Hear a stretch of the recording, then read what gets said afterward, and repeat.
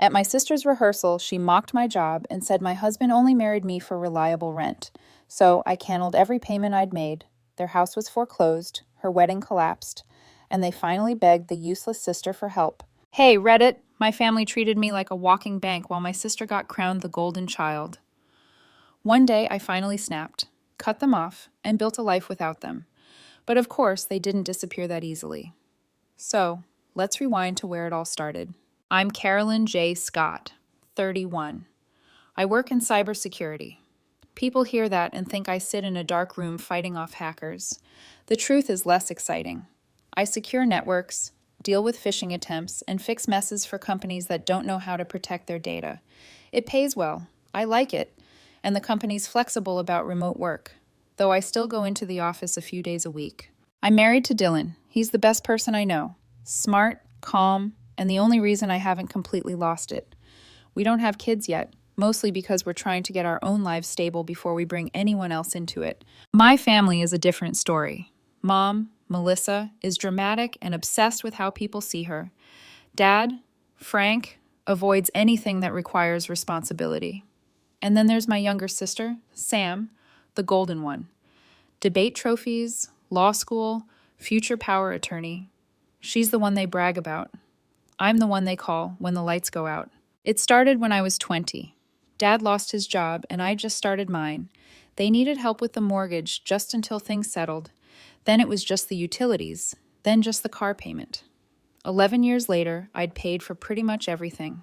Mortgage top-ups, insurance, surprise bills, Sam's car repairs, her laptop, even a summer course she couldn't miss.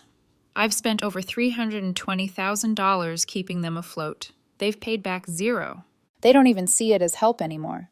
Mom says I'm so reliable. Dad calls me steady. Sam jokes I'm tech support with a wallet. And they laugh.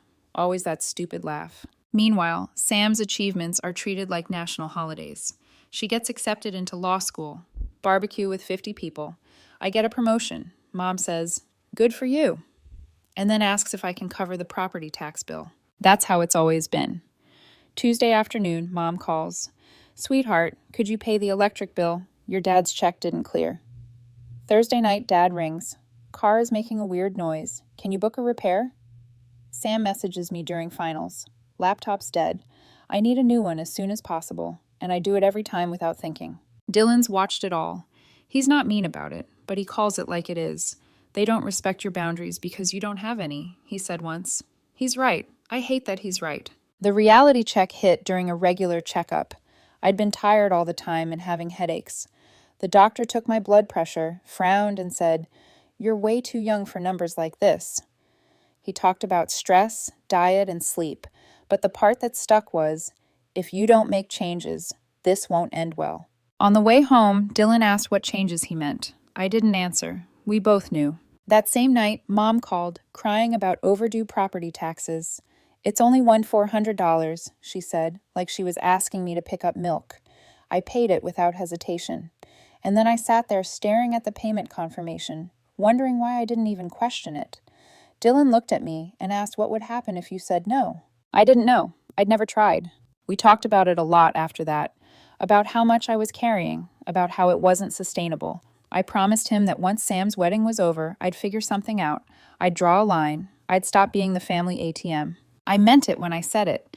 But deep down, I still had that stupid hope that maybe if I just kept helping, they'd eventually notice. That one day Mom would say, "We couldn't have done this without you." That Sam would admit, "I wouldn't be where I am without your help." But people don't thank the safety net. They don't notice the floor they're walking on. They just assume it'll always be there. And the more you give, the more invisible you become. I was about to find that out in the most humiliating way possible at Sam's wedding rehearsal. That night would change everything. After that, I wouldn't be the backup plan anymore. I'd stop being the safety net, and for the first time in my life, they'd find out what it feels like to fall. The night of the rehearsal dinner felt wrong before it even started. The restaurant Sam and Dererick picked was one of those mid-level fancy places with overpriced pasta and tiny portions, the kind where everyone speaks too loud to prove they're having fun. There were about 60 people there, her friends from law school, his startup buddies, extended family I barely recognized. Everyone looked excited. Everyone except me. Dylan and I got there early, but our names weren't on the seating chart near the front. Instead, a server led us all the way to the back, next to a swinging kitchen door and a stack of spare chairs. My seat actually wobbled. I paid the venue deposit, the catering down payment, and even covered part of the photographer's retainer, but apparently a spot by the dishwasher was what I qualified for. People started doing speeches before dinner. Most of them were the typical, "you're perfect together" kind of thing. What annoyed me wasn't what they said, it was what they didn't. Every single person who got up there thanked Sam and Derek for building their future from the ground up. They talked about how independent and hardworking they were. One of Derek's friends said he admired how they did everything themselves. I kept my head down. Dylan reached under the table and squeezed my hand when Mom took the mic and said, "I don't know how they pulled off this wedding. Couldn't have done any of this without Carolyn paying attention to details." And the way she said it made it sound like I was a printer that worked quietly in the corner, not the woman who funded half the night. The food came out. Sam and Derek walked around greeting tables. When they got to us, Derek gave me one of those fake, bro-y handshakes and said, "Thanks for making tonight possible." Then he immediately started talking to the couple sitting next to us about his new car. Sam didn't even say hello. After dinner, people were already tipsy and louder. That's when Sam decided to make her big speech. She clinked a fork against her glass, and everyone quieted down. She started with the usual stuff, thanking friends, family, and Derek for believing in her. Then her tone shifted. She looked directly at me. "Carolyn," she said, smiling in that condescending way she does, "I hope you're taking notes tonight. If you had half my drive, you wouldn't need to get married, just to split rent. No shade to Dylan. I'm honestly just happy someone loves you for your reliable direct deposit." The room exploded. People actually howled, laughing. Frank was wiping tears from his eyes. Derek doubled over. A few of Sam's friends clinked their glasses together like she delivered a punchline worthy of a stand-up special. Dylan's face went completely blank. He didn't blink. I felt his hand tighten around mine. My face burned, but I didn't say anything. I just stared at my half-empty plate and said, "Solid," under my breath. Nobody heard me over the laughter. They moved on quickly. More speeches, more jokes. Someone said I should give a toast since I'm footing the bill. I didn't. I sat through the rest of the night quietly, like a prop. When it was over, Dylan didn't speak until we were in the car. The second the doors closed, he turned to me. "This isn't normal," he said. "This isn't a family. It's a circus. You're done, Carolyn. You need to be done." I didn't argue. For the first time, I had nothing to defend. That joke wasn't just a joke. It was the truth they'd been circling for years. They don't see me as part of the family. I'm a service, a convenience, a punchline with a credit score. That night, we booked a 3-week trip, Italy and Greece. I told Dylan it was for my health, but really it was for my sanity. Before we left, I sat down at my desk and opened the spreadsheet I'd been updating for years, the one with every payment I'd ever made for them. Then I got to work. I logged into the mortgage portal and canceled the automatic payment. I called the insurance company and removed Mom's car from my policy. I shut down every utility account in my name and told them to contact the property owner. I went through my banking apps and killed every recurring transfer, mortgage top-ups, bill payments, temporary cash apps. Gone. I even changed passwords on accounts I'd set up for them years ago and deleted shared access. It took 3 hours. 3 hours to undo 11 years of being their safety net. When I finished, I sat back in my chair. My inbox was full of receipts confirming cancellations. My phone buzzed once. A message from Mom asking if I could cover the final florist payment tomorrow. I ignored it. Dylan came into the room while I was shutting my laptop. "You okay?" he asked. "Yeah," I said for the first time in a long time. "Yeah." The morning after the rehearsal dinner mess, Dylan and I were on a plane before sunrise. No long goodbyes, no explanations. I turned my phone off before we even reached the gate and kept it off for most of the trip. I'd check it every few days just to make sure nothing was actually on fire, but I wasn't responding to anyone. The flight was long, but it felt different from any other trip I'd taken. It wasn't a vacation to escape work or stress. It was the first time in my life I wasn't leaving a dozen responsibilities behind. For once, I hadn't left a single bill on autopay. I wasn't carrying anyone else's problems with me. It was just me, Dylan, and silence. Our first stop was Florence. We spent the first 2 days just walking. No schedule, no rush. We wandered narrow cobblestone streets, ate pasta from tiny cafes with 3 tables, sat on park benches, people watching for hours. Dylan would point out little details, street musicians, the smell of roasted coffee drifting from a shop, and I realized I'd been too stressed for too long to notice small things like that. By day 4, my smartwatch showed my resting heart rate had dropped. I hadn't needed medication to sleep since we got there. I wrote a note in the little travel journal Dylan gave me. Slept through the night for the first time in years. On day 5, we were in Santorini watching the water from a quiet rooftop patio. That's when I checked my phone for the first time since landing. It buzzed like it was possessed. Dozens of missed calls, voicemails, texts, emails, most from Mom. The first few messages were casual. "Hey, sweetheart. Just checking in. Hope you're having fun." Then they turned anxious. "We noticed the mortgage didn't go through. Could you look into that?" Then angry. "This isn't funny. We're getting calls from the bank." And finally, desperate. "Carolyn, you're destroying your sister's life. The wedding is in 3 weeks. Fix this now." I didn't respond. I scrolled a little more. There were emails too. Melissa forwarding a past due notice for the mortgage. The subject line just said, "Fix this." One from Sam.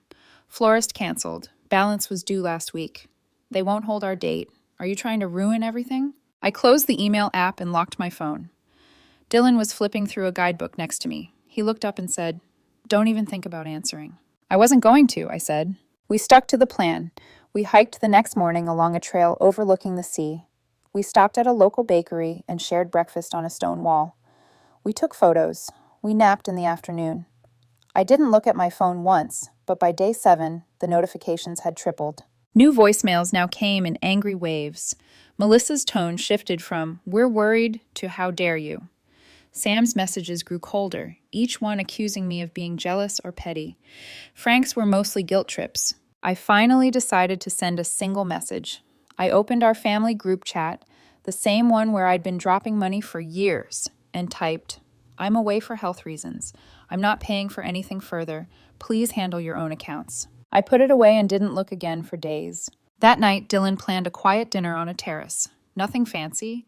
Grilled fish, vegetables, fresh bread, the kind of meal we never seemed to have time for at home because I was always dealing with someone else's problem.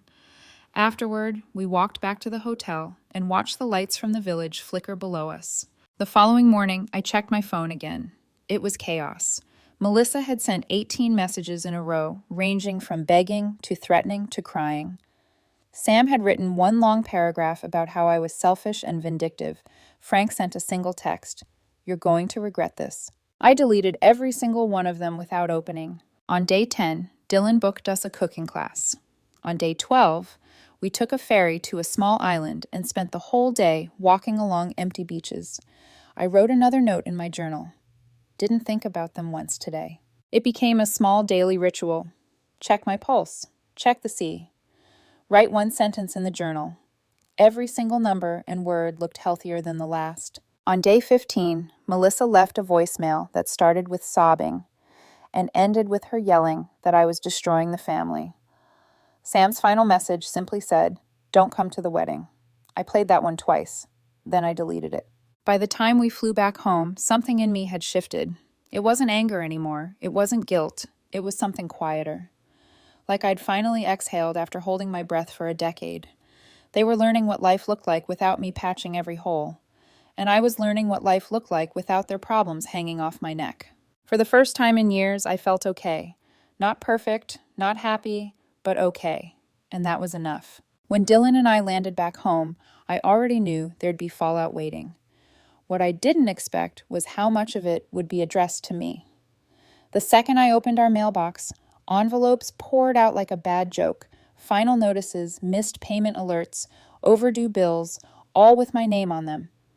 Every account I'd opened for them over the last decade was now defaulting, and the companies hadn't gotten the memo that I'd stepped away. The mortgage company, utility providers, internet service, each demanded payment. I spent 2 hours that night calling every company, explaining that the property wasn't mine, the bills weren't mine, and I wouldn't be paying them anymore. Most were polite, some were confused. A few even sounded surprised when I said, "You'll have to contact the actual homeowners." By the end of the week, the fallout had started to hit my family hard. Frank's car was repossessed on a Tuesday morning. I know because he left 12 voicemails back to back. The first few were angry, calling me ungrateful and selfish. The last one was him saying, "I need that car to get to work." I didn't reply. He hadn't had a full-time job in years. Melissa took out a payday loan to bridge the gap after the mortgage bounced. That was her phrase, bridge the gap, as if she hadn't been depending on my money to keep the lights on for over a decade. 2 weeks later, she was complaining to relatives that the interest was criminal and I should pay it off because I caused it. Sam's wedding venue canceled their date completely. The remaining balance was unpaid for too long, and someone else booked it. She posted a dramatic status online about jealous relatives trying to ruin a special day. Her friends flooded the comments with sympathy. None of them knew she'd never paid for that venue in the first place. The entitlement wasn't just growing, it was mutating. Frank texted me asking if I'd be the bigger woman and pay off the car loan so he could get back on track. Melissa sent me a spreadsheet of their monthly expenses, highlighting the ones she expected me to resume handling. Sam emailed Dylan directly, not even me, demanding we cover the new venue deposit since we caused this mess. It was absurd. They weren't trying to fix anything. They were trying to get me to fix it for them, like always. Then things started to cross lines. One afternoon, Melissa showed up at our condo without warning. I was in a meeting on a video call when the building's front desk rang my cell, saying a woman was crying in the lobby, asking to be let up to see me. I ended the call and went downstairs, and there she was, red-eyed, holding a stack of overdue notices, yelling about how I was abandoning my family. Other residents were staring. I asked her to leave. She refused. I told the front desk to call building security to escort her out. They did. She screamed my name the entire way to the parking lot. That night, I emailed my HR department a full timeline of events, every payment, every canceled account, every message they'd sent.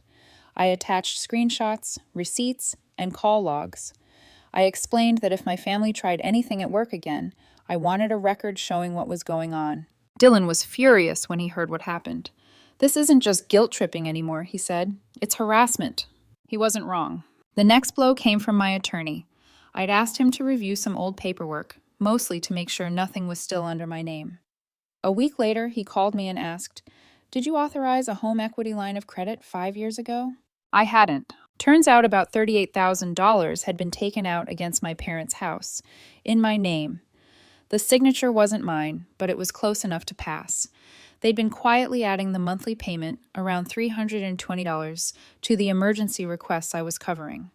Since I was already sending them $2,000 plus a month for mortgage help and bills, I never questioned the total. It just blended into the chaos. I felt nothing when I heard it. No shock, no betrayal, just a kind of empty clarity. This wasn't a misunderstanding. It wasn't a family mistake. It was straight-up identity theft. The next day, I filed a police report and a fraud claim with the bank. It wasn't about revenge. It was about protecting myself. I'd spent too many years sacrificing my own future for them. I wasn't about to let them destroy it entirely. 2 days later, Melissa posted a long message on Facebook. It was basically a public smear campaign.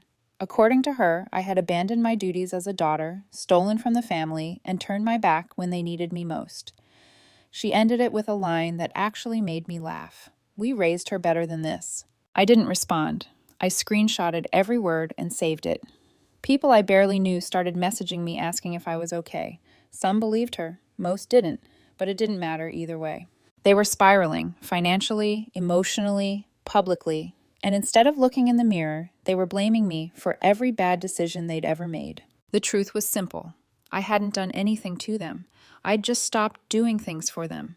And for people who've built their entire lives around my help, that felt like betrayal. The situation was getting worse by the day, but I wasn't scared of it anymore.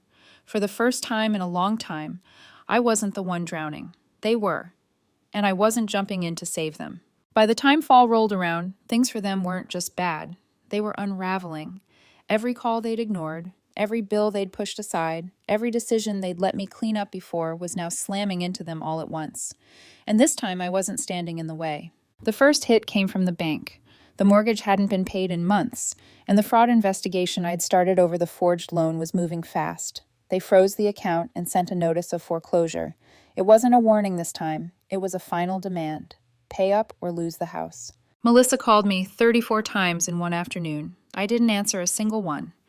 She left voicemails switching between screaming and sobbing. "You're really going to let us lose our home? This is where you grew up." One of them ended with, "How could you do this to your family?" Frank's credit score tanked so hard that even his prepaid card got flagged. He tried applying for a personal loan and got denied instantly. Then he messaged me, "Hope you're happy. You destroyed my financial reputation." I read it twice and deleted it. The irony was too much. They'd spent years destroying mine. I was still fixing accounts they'd ruined long before. Old credit lines, forgotten co-signed cards, joint bills I'd been tricked into. It felt like cleaning up after a hurricane I never caused. Melissa's meltdown wasn't just in private anymore. She posted a 900-word rant on Facebook, accusing me of betraying the people who made me. She claimed I'd stolen from them by calling the bank and forcing them into debt. She wrote that a good daughter would have stepped up. Within a few hours, relatives I hadn't spoken to in a decade were calling me names in the comments. But then something interesting happened. People outside the family, neighbors, co-workers, even a few of Melissa's own friends, started calling her out.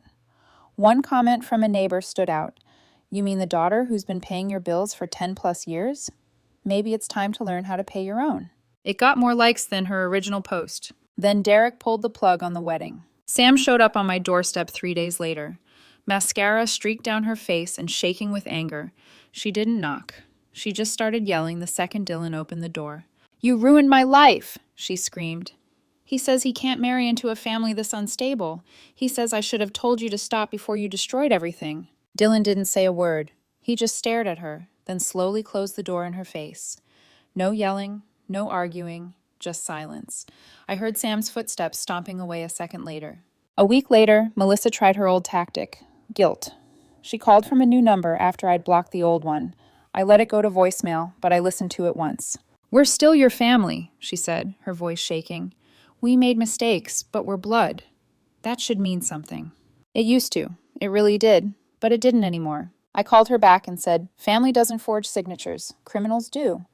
Then I hung up. That line must have cut deep, because the next move was uglier. Melissa started showing up at Dylan's work. The first time she was waiting by his car. The second time she tried to talk her way into the building by pretending to be a client.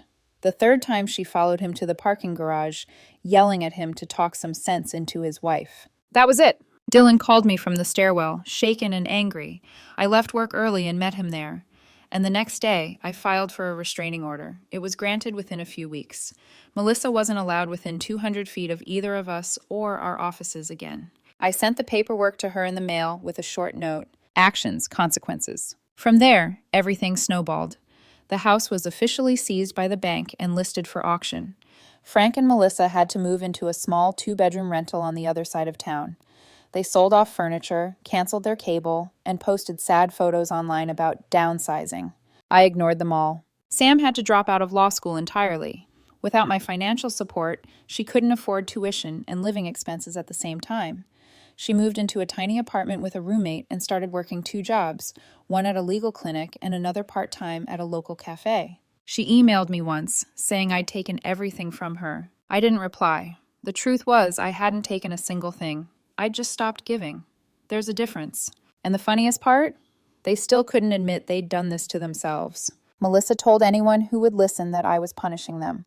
Frank told a cousin that I was holding a grudge. Sam told her friends that I'd lost my mind. They all told the story like I was some villain who flipped a switch one day. None of them mentioned the 11 years I carried them. None of them mentioned the forged loan. None of them mentioned the endless times they laughed while I paid for their comfort. The collapse wasn't dramatic. It wasn't fast. It was slow and loud, like watching a building crumble floor by floor. Every lie, every excuse, every act of entitlement came crashing down on them. And for the first time in my life, I didn't feel the urge to catch them. I didn't feel guilty. I didn't feel angry. I felt nothing.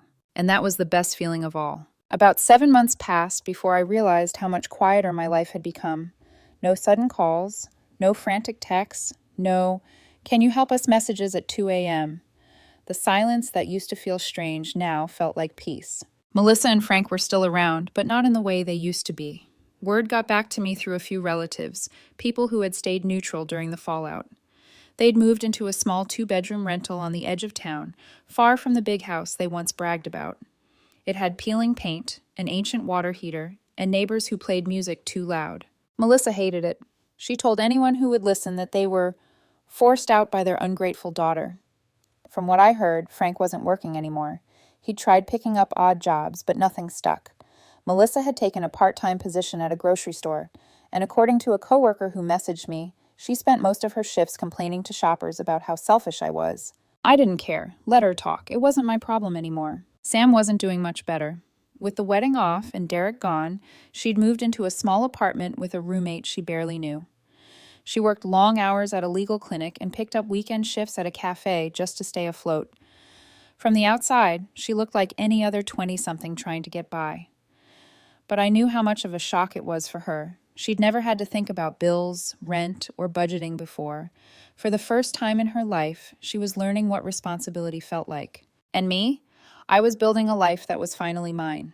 The first thing I did was pay off every personal debt I had: credit cards, lingering medical bills, a leftover student loan I'd been chipping away at. All gone. I closed accounts I'd opened years ago for family emergencies and shut down every joint financial tie that had ever connected me to them. It felt like cutting off invisible chains, one by one. A month later, I got promoted. My company had been hinting at it for a while, but now I actually had the mental space to focus on my work without constant family drama pulling my attention away. I was sharper, more creative, more valuable. I became the go-to person for major cybersecurity incidents. And with that came a significant raise and a team of my own. With the extra income and freed up money, Dylan and I finally bought our own place, a small condo with a balcony overlooking a quiet street. It wasn't fancy, but it was ours. No one else had a key. No one else had a claim on it. I set up a real savings account, a retirement plan, and even a future travel fund for vacations we actually wanted to take, not stress relief getaways we needed to survive. Our weekends changed too. Instead of racing to fix someone else's problem, I started painting again, something I hadn't done since college. Dylan and I hosted board game nights with friends, something we'd never had time for before. We took long evening walks and tried new restaurants without worrying about whether we could afford to help someone else first. Life was simple, not boring, just steady. One evening, while organizing old paperwork, I stumbled across a folder with all the financial records I'd kept for my family. Every payment, every bill, every transfer. I stared at it for a long time before shredding the entire thing. I didn't need to carry that history anymore. It was done. A few months later, I made a quiet decision. I donated $15,000 to a nonprofit that provides legal and financial support to people dealing with family-related financial abuse. I didn't attach my name. I didn't even tell Dylan until months later. The confirmation email sat in my archive as a small reminder of how far I'd come. My health was the next thing that changed. At my next doctor's appointment, my blood pressure was almost perfect. The headaches were gone. I was sleeping through the night without waking up panicked about late payments or emergency calls. The doctor smiled and said, "Whatever you're doing, keep doing it." I didn't tell him the reason, that I'd spent more than a decade living under other people's weight and that for the first time I wasn't, but I knew. The best part wasn't the promotion or the new condo or the quiet weekends. It was the small, ordinary moments that told me I was finally living my own life. Like the mornings Dylan and I had breakfast on the balcony before work, or the afternoons we'd walk through a park without my phone buzzing, or the nights I'd check my accounts and see that every dollar was mine, not tied up in someone else's disaster. For the first time in years, I wasn't surviving. I was living. And once you get a taste of that, there's no going back. They were out there still spinning their story, still blaming me for their downfall. But it didn't matter, because every day that passed, their opinions mattered less. And my life got better. Deep down, I think they were starting to realize something too, that I wasn't coming back to save them. Not now, not ever. 2 years passed before I saw any of them again. 2 quiet, steady, unbelievably normal years. It was enough time for my life to completely reshape itself. New condo, new promotion, stronger marriage, stable finances, peace. I hadn't spoken to Melissa, Frank, or Sam in all that time. Aside from the occasional bit of gossip that drifted my way through distant relatives, they were basically ghosts. And I liked it that way. Then one random Thursday afternoon, someone rang the doorbell. Dylan was in the kitchen, finishing up a work call, so I went to answer it. The second I opened the door, I knew who it was. Sam stood there, and she didn't look anything like the version of herself I remembered. Her hair was unwashed and pulled into a messy knot. There were dark circles under her eyes. Her clothes were wrinkled and looked like she'd slept in them. The confident, polished sister who used to strut around telling everyone she was destined for big things was gone. "Can I come in?" she asked, voice small. I hesitated, then stepped aside. "Sure." She walked in slowly, like she wasn't sure if she was allowed to. Dylan peeked out from the kitchen, but didn't say anything. Sam sat on the edge of the couch, clutching a folder like it was a life jacket. For a few seconds, neither of us spoke. Finally, she said, "I don't know where else to go." I sat down across from her. "What's going on?" "Everything's falling apart," she said, her voice cracked. "I'm behind on rent. My student loans are a mess. I had to sell my car to pay for Mom's medical bills. Dad hasn't worked in almost a year. Mom's sick, Carolyn. She's not doing well. We're drowning." There it was, the plea. The same one I'd heard 100 times before, except this time it sounded less entitled and more desperate. "I didn't realize how much you did," she said, voice quieter now. "I really didn't. I thought you were just helping.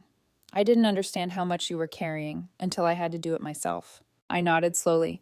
"I told you what I needed. None of you listened." "I know," she said quickly. "I was awful. I laughed at you when I should have defended you. I joined in on the jokes. I didn't say thank you once. I know all of that. I'm sorry." It didn't sound fake. It didn't sound like manipulation. But I'd spent too many years hearing sorry followed by another request. "I appreciate the apology," I said. "I do, but I'm not paying for anything." Her eyes widened a little. "Carolyn, I'm not asking for much. Just enough to get back on my feet. A few thousand, please. I'm not trying to take advantage anymore." I shook my head. "I told you 2 years ago. I'm done being the safety net. That hasn't changed." She tried again. "Mom's sick. Dad doesn't know what to do. They're terrified. Please." "I'm sorry she's sick," I said gently. "I really am. But you have options. There are state programs, financial counseling, legal aid." I grabbed a sticky note and wrote down a number for a nonprofit that helps people restructure debt and access resources. I slid it across the coffee table. "That's the best I can do." Her face fell. "That's it?" "That's it." Tears welled up in her eyes, but she didn't yell. She didn't argue. She just stared at the sticky note like it was a foreign language. "I thought maybe you'd changed your mind," she whispered. "I did," I said. "I changed my mind about sacrificing my life for people who never cared what it cost me." She wiped her eyes and stood up slowly. "I don't blame you," she said. "You were right to walk away." I walked her to the door. Before she stepped out, she turned back to me. "I hope one day we can fix this." "Maybe," I said, "but not with money." And then she was gone. No dramatic goodbye, no last-minute guilt trip, just quiet footsteps down the hallway and the sound of the elevator doors closing. I stood there for a minute after she left, looking at the empty space where she'd been. Dylan came over and rested his head on my shoulder. "You okay?" he asked. "Yeah," I said, "better than I've ever been." We made tea and sat out on the balcony as the sun started to set. The city buzzed below us, cars honking, people laughing, life going on. I stared at the sky and thought about everything that had happened over the last 2 years. I didn't feel triumphant. I didn't feel angry. I didn't feel anything close to guilt. What I felt was something simpler. Freedom. They'd called me selfish for walking away. They'd called me cruel for cutting them off. They'd said I'd destroyed the family. But none of that was true. I hadn't destroyed anything. I hadn't ruined their lives. I'd just stopped pretending that mine didn't matter. And for the first time in my life, that was enough.